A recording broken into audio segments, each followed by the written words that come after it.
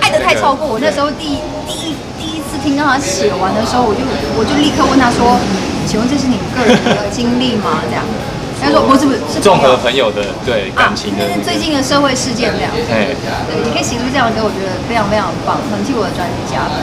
耶，谢谢，开心。很笑，很有感觉。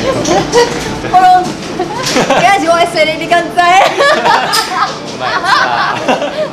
太惨。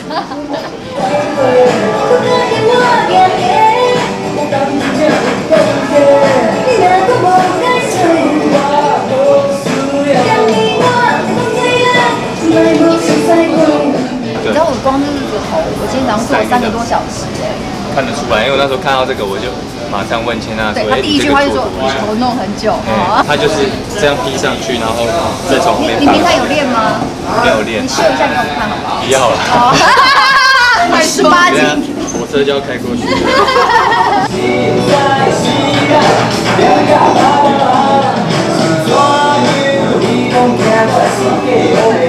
我们这个都是戏剧效果，都是演的，假的。